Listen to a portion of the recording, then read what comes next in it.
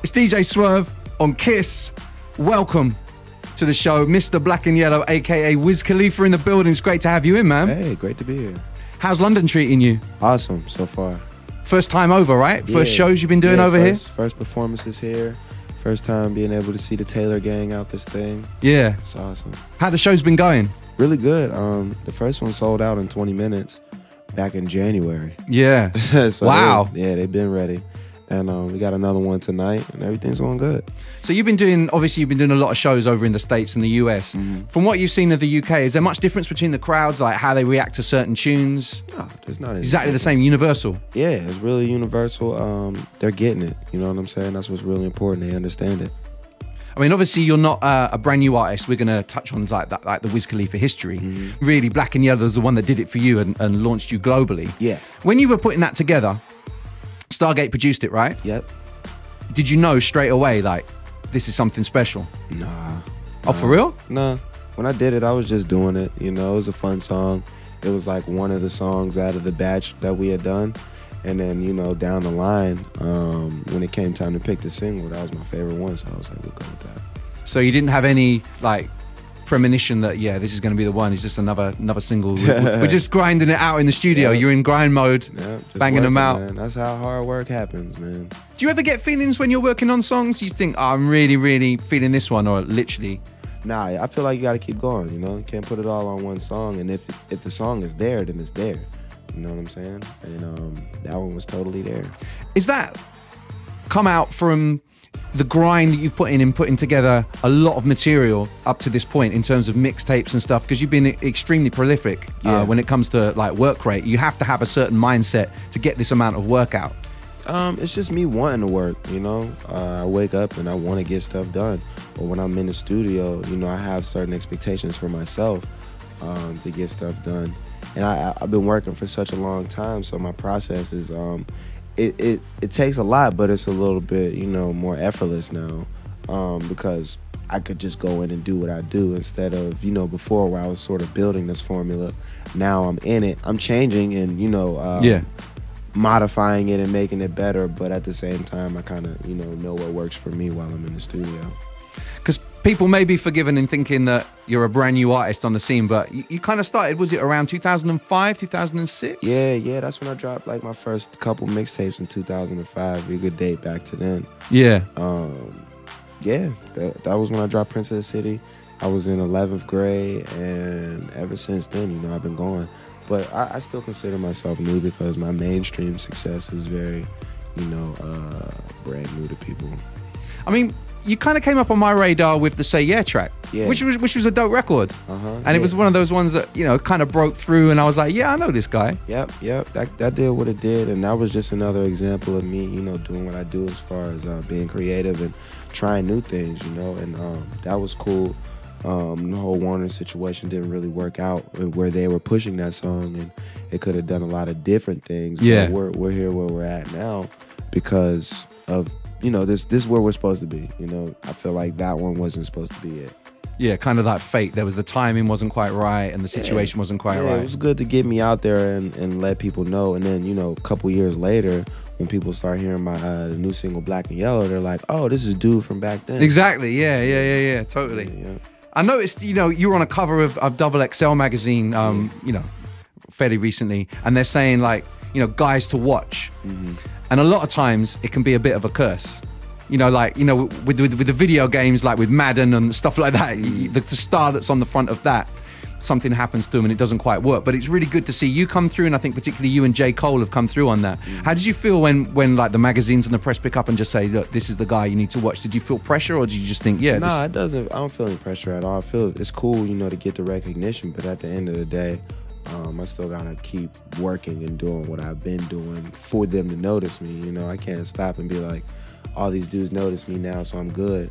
It's like I gotta act like that didn't even happen. You know what I'm saying? And still stick to the plan. So how did it feel when like Black and Yellow's obviously blowing up in the States, and then how did you find out how big it was over in the UK?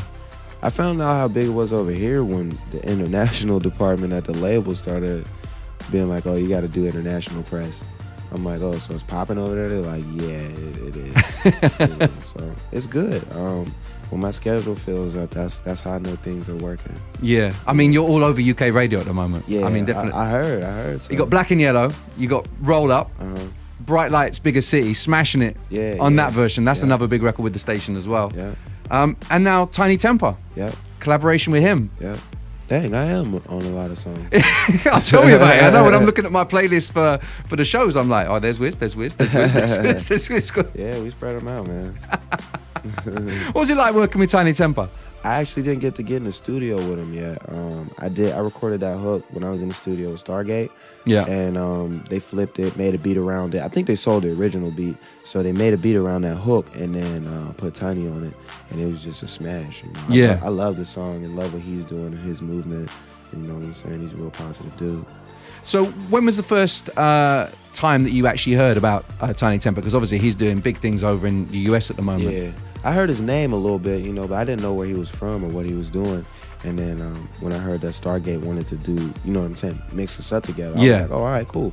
And then that's when I got on to his music. Because Tiny made a really good point. It was just like, you're both at a similar point in your careers, like in the US and him in the UK, Absolutely. Because you're both massive in those home countries, and now you've made that sort of step across the continent. So it's an exciting time. It's crazy because the day I came over here, he went to the US. So we just crossed. It was like, woo, we flew past each other on the plane.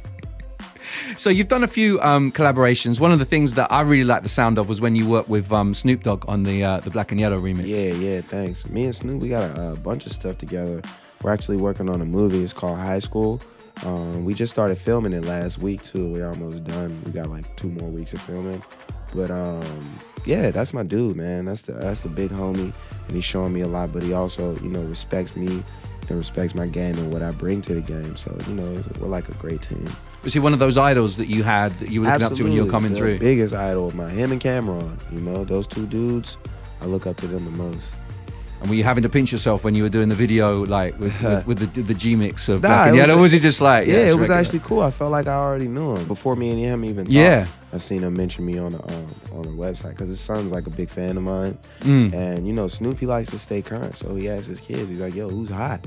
Yeah, and they're like, "Wiz." And then we got, you know, around each other, and then we just instantly clicked. Like, not even on no music stuff, just on some being able to share each other's points of views. And that's how we came up with the movie High School. It was just like, yo, the first day I met him, he was like, man, let's do a movie. He was just like we that. need to do a buddy film. He was like, they don't got no buddy films, and me and you are definitely buddies, so let's do a movie. Nice, man. Yeah.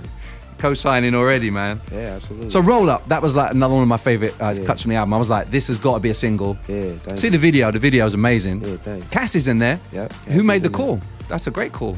We did that at the label. That was like everybody's little call. Because if you've seen the Black and Yellow video, I had on a T-shirt with Cassie on there. Yeah. So it was like, let's take her off the shirt and bring her to life.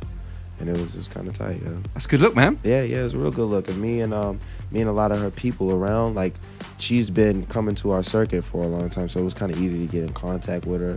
And everybody's real friendly, you know what I'm saying? So it was like, would you do it? She was like, yeah. Like, I really wanted to do more music, man. Yeah, she is working on a lot of music. I'm going to do some stuff with her. Oh, nice. Yeah. And talking of looks, I mean, you're renowned for your tattoos. Yep.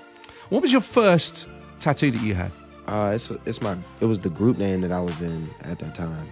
It was on my left shoulder. Okay. Yeah. Have you got any plans for any more tats? Yeah, I'm always working on them. I just got my back done. Got my whole, like, this body stuff. I got it filled in again, like, just re-detailed. And I'm working on my legs from, like, my ankles up to my thighs. So you're gonna be like 100%? Nah, not 100%, like 90. Oh, that's close, man. Yeah. So break down Taylor Gang, because obviously you're shouting that out a lot in the records. Yep. Where did the name originate? Because I was looking around and some people were saying it's to do with like the high school or to do with the shoes. Is it a mixture of both, or how does it? Nah, it's really just the lifestyle that we live. It definitely had to do with the shoes at first. Yeah, with Chuck Taylors. I wore a lot of Chucks, and that was just my thing, you know. Yeah. And everybody, and me and my homies, because I had a small circle of friends, so it was like 2 or 3 of us, and then it became like 4 or 5 of us, and then we all wore Chucks. You know what I'm saying? Yeah. But that's how it started, and then it became like, you know, our lifestyle and being an individual and everything that you do is tailored to you as an individual. Like, we just found out how different we were from everybody else, not only in our city, but, you know, everywhere. and being different, we found the people that we had stuff in common with too. So those are our gang of people. So you're flipping the word tailor as well into like made for yourself, being unique Absolutely, and stuff. being you. And your fans and followers, they're Taylor Gang too? Yeah, Everyone's absolutely. part of the movement. Everybody's repping Taylor Gang. No, I like that. Yeah. I like that. So what's next for Wiz apart from like total world domination? Obviously the movie with Snoop. Yeah, the movie with Snoop, the soundtrack is all me and Snoop. So basically we got a CD coming out together, which is real tight. Roll Up's doing really well, but Yeah. we got the next single, No Sleep, about to pop off. I got a summer tour in the US that I'm about to do. And back to the UK for more trips. Back to the UK in November. Yeah, just busy. Amazing, man. Yeah. And if people want to like keep up to you, is the Twitter the best way? Yeah, hit me up on Twitter. It's at Real Wiz Khalifa. I just started a Tumblr account. I don't know if anybody is up on that yet, but it's getting really popular. It's the level 6 on there. Yeah, that's the best way. WizKhalifa.com. Get all the tour dates and stuff like that off of there. The most important. We have like fun fan giveaways and little, just stuff to make people more involved on there. Sounds like a great look. Yeah, man. Well, it's great to have you in, man, and continued success. No, thank you. I appreciate it. And Thanks next for time, having me. when you're back November, the door's open. We'd love to have you back in again, and Absolutely. you'll still be dominating radio. I know, man. I might be like just doing something different, making all instrumentals after this. Well, you might be a movie star. Do you know what I mean? We might have to get the red carpet out for you. Maybe, It's like, no, I'm always come check you out though. All right, Wiz, appreciate it. Yeah, thank you.